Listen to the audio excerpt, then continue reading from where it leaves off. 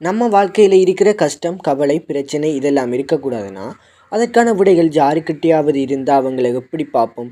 இந்த விடைகள் அதான் அவருடைய சித்தாந்தம். அதை இந்த உலகத்துக்கு எந்தவித எதிர்பார்ப்பும் இன்றி கொடுத்தவரை நண்பனாகவும் பார்க்கலாம், ஞானியாகவும் பார்க்கலாம், ஏன் கடவுளாக கூட பார்க்கலாம்.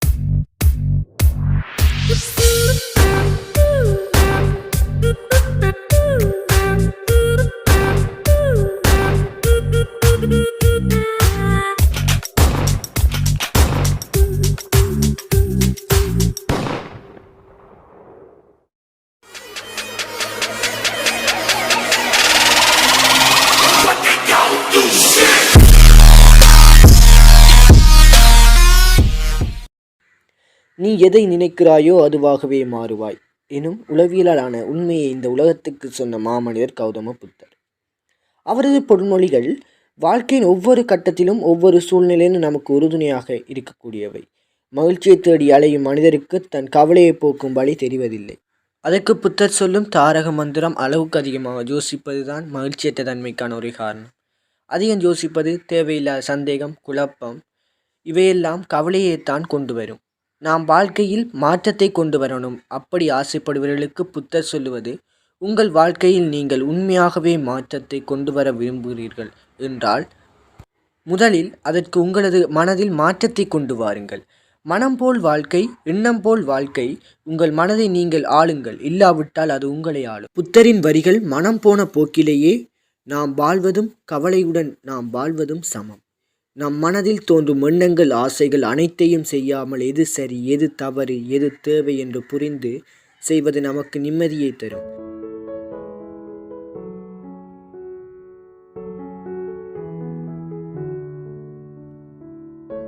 காதல், குடும்பம், சொந்தம், நட்பு என அனைத்திலும் அன்பு தேடும் இதயத்திற்கு புத்தர் சொல்லுவது, புரிதல் எங்கே இருக்கிறதோ அங்குதான் அன்பு பிறக்கும்.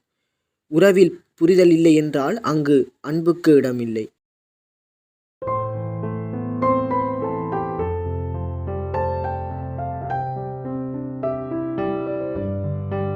நம் சிந்தனையும் செயலும் அடிக்கடி ஆய்வு செய்ய வேண்டும்.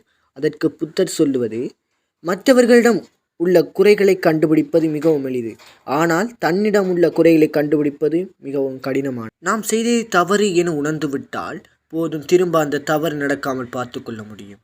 நமக்கு பிடிக்காத செயலை செய்தால் நம்மை அறியாமல் வருவதுதான் கோபம். அதை அறிந்தே தவிர்க்க வேண்டும். அதற்கு புத்தர் சொல்கிறார், கோபம் என்பது பிறர் செய்யும் தவறுக்கு உனக்கு நீ கொடுத்து கொள்ளும் தண்டனை என விளக்குகின்றார்.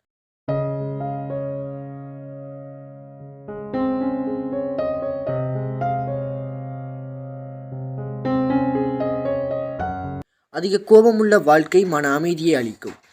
மன அமைதி இல்லாமல் வாழ்வது நோயுடன் வாழ்வதற்கு சமம். கோபம் போன்றுதான் ஆசையும். அதிகம் ஆசை இருந்தால் ஆபத்து. அதற்கு புத்தர், அழியும் பொருள் மீது அழியாப்பற்றுடன் அலையும் மனமே உன் உடலும் ஒரு நாள் அழியும் என்று அறியாயோ என்று கூறுகின்றார். இந்த உலகில் எதுவும் நிரந்தரம் இல்லை என்று புரிந்து அதிகம் ஆசைப்படுவதை தவிர்த்து வாழ்வதை அமைதியை தரும். இது போன்ற புத்தரின் பல பொன்மொழிகள் நம் வாழ்க்கையை நெறிமுறைப்படுத்தி நிம்மதியாக வாழ வழி தரும். மொத்தத்தில் நேற்று நடந்தவற்றை உங்களால் மாற்ற முடியாது, நாளை நடப்பை தடுக்க முடியாது. இன்றைய பொழுதில் இக்கணத்தில் வாழுங்கள், அதுதான் எல்லா துன்பங்களுக்கும் ஒரே தீர்வு. இது போன்ற பல வீடியோக்களை பார்க்க மேக்ஸ் வீடியோ கரெக்ஷனை நாடுங்கள். பிடித்திருந்தால் லைக் பண்ணுங்கள், ஷேர் பண்ணுங்கள், மறக்காமல் சப்ஸ்கிரைப் பண்ணுங்கள். பக்கத்தில் உள்ள பெல் பட்டனை டச் பண்ணி ஓல் கொடுங்க. அப்படி கொடுத்தா தான் நான் ஒரு எல்லா வீடியோக்கும் நோட்டிஃபிகேஷனுக்குள்ளே வரும். நன்றி, வணக்கம்.